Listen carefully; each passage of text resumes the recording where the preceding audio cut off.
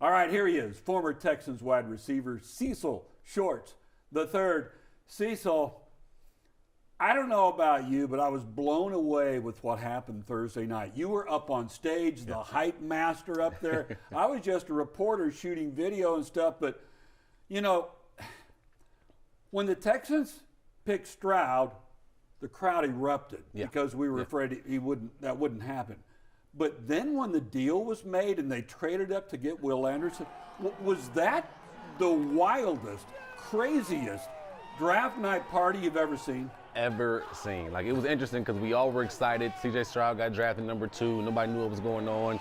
So you felt like a sense of relief from everybody. Like, they were excited. Everybody was pumped up. All 5,000 people were there just going.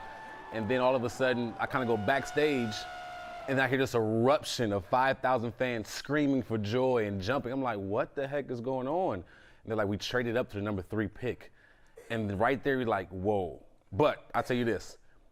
When you look at what Nick and D'Amico are bringing to the table, Hannah and Kyle, if you want to revive a franchise, you want to get the fan base going again, put butts in the seats, you take risks like that. You take big moments like that. That was huge. Like, you didn't just get CJ Stroud, the quarterback. You got one of the best prospects, arguably some experts would say the best prospect in the draft in Will Anderson.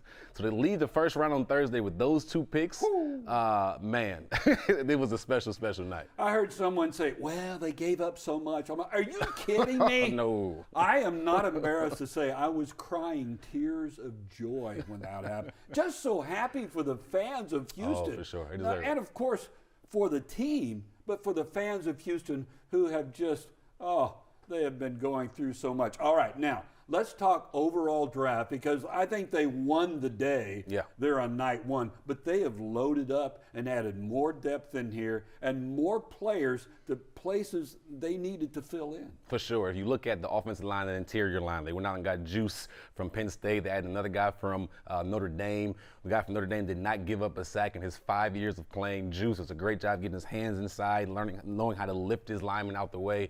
And that's the need. That's the need of the offensive line. And that's one thing. When you bring a young quarterback in, and you got Dameon Pierce, that's awesome. But you bring in Tunsil, Titus, Shaq Mason. Now you got 2 more interior linemen. You needed depth at linebacker. You did that. You needed more depth at receiver. You got the exciting Tank Dell. Not this Tank Dell, this exciting Tank Dell. He reminds me of a smaller Deshaun Jackson type player. Anytime the ball is in his hands, you never know what can happen. And then that punt return, he's special back there, man. So. And then Xavier Hutchinson, an All-American from Iowa State. Man, big guy. Big target. Didn't test out well, but he can play some football. So I'm excited to see those guys compete, and they'll be here in a few weeks.